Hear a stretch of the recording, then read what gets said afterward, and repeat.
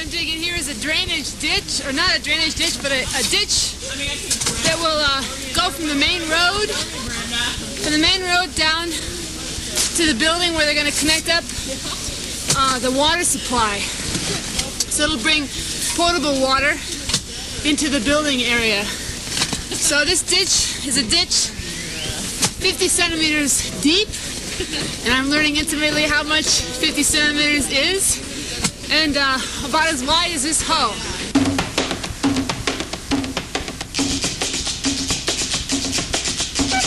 At the second site, in the nearby village of San Marcos, we wanted to help in establishing a cooperative for the marketing of local products. As in Santiago, a committee was formed to supervise the use of the building erected by the volunteers. A much-needed septic tank was dug nearby to help with the big problem of waste disposal and water pollution. Once again, the people of the village were involved in the construction. One important role of the World Student Service Corps is to assist in the improvement of education in developing nations like Guatemala. In San Marcos, the facilities of the village school were very limited. So in a second project, the Service Corps built a new kitchen for the preparation of the children's food.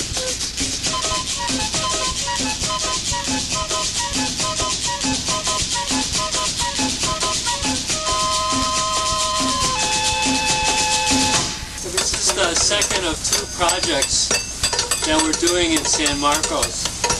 This will be the school's kitchen. The kitchen that they have now is behind us, and they're cooking basically, you know, like a fire on the floor. This is Marina. She's from Argentina. She's going to explain to you how we are going to get these other 6 beams, but there were these other 2 beams. Take it away, Marina. We're going to do the same way we did with those two. We're going to lift them up.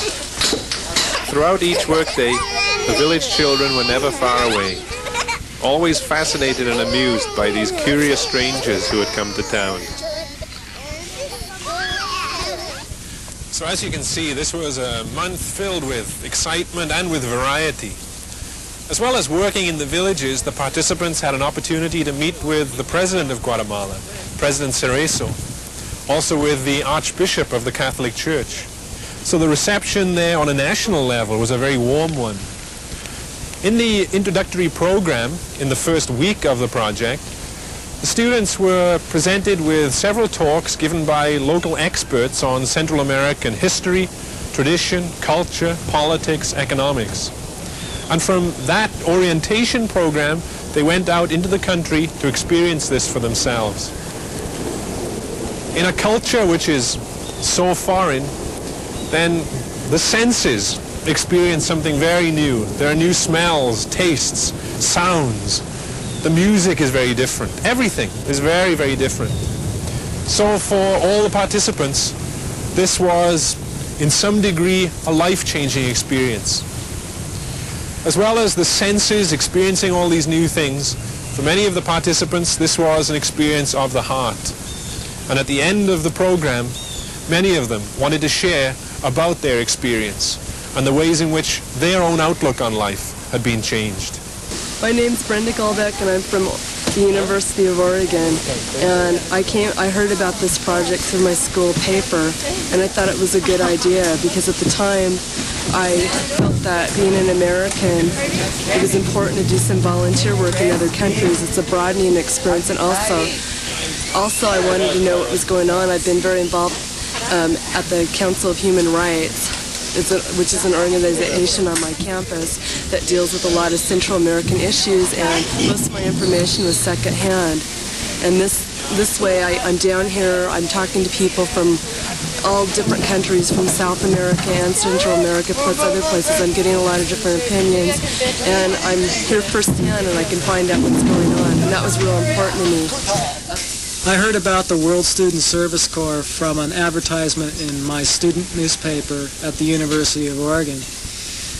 It sounded like a good opportunity for me because I've been looking for a way to do some volunteer work in a foreign country.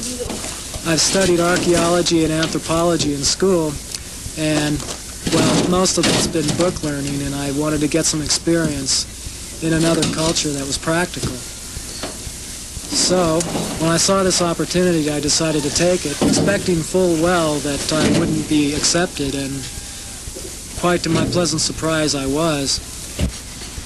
In some ways, it's almost like stepping into a Hemingway novel or stepping into the pages of National Geographic or stepping into a movie. When I first came here, I was very hesitant and apprehensive about the country and about the people. I knew nothing about the people. I knew nothing about the people I was going to work with, and I was very apprehensive about getting involved because I really didn't know how to get involved, and I didn't really know what direction this project was going to take, how I was going to get along with people. We've got people from all over the world, of Germany and Great Britain and Argentina and El Salvador and the United States and Honduras. Just a wide mixture of people. And with a wide mixture of people, we got a lot of different cultures, a lot of different values and judgments. And for me, that was going to be a little difficult because I have my own set of values, and I have to be receptive to them without putting them off. I have to accept their values and try to work with them and try to integrate them into my own value system. And coming into this country is like, I didn't want to come in and it's like American do-gooder, come in, build a building, say adios, thanks for the experience, and walk away. I wanted to learn about the people, I wanted to work with the people, and I felt this project would really help me do that.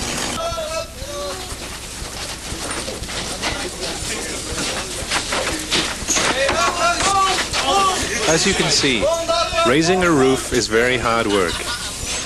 Raising a roof in 3 languages with people of 10 different nations tends to add some very unique complications. It demands patience and cooperation and a level of communication that goes beyond the barriers of language.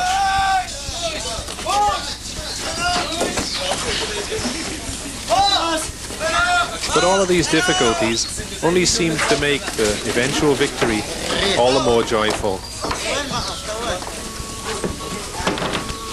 As the program drew to a close, there was a feeling of satisfaction and accomplishment.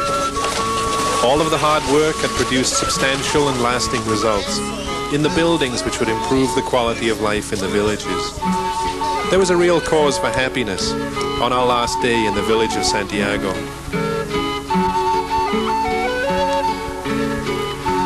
At a celebration barbecue that evening, everyone gathered for the dedication of the new community center. Meanwhile, in San Marcos, the school kitchen was officially opened, and the women of the village were told of our hopes for their newly formed cooperative.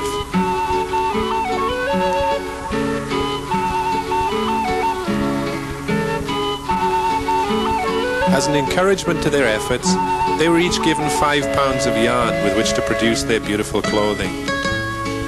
But perhaps the greatest victory lies not in the material accomplishments of the project, but in the spiritual renewal that broke down the barriers and allowed us all to greet each other as members of one family.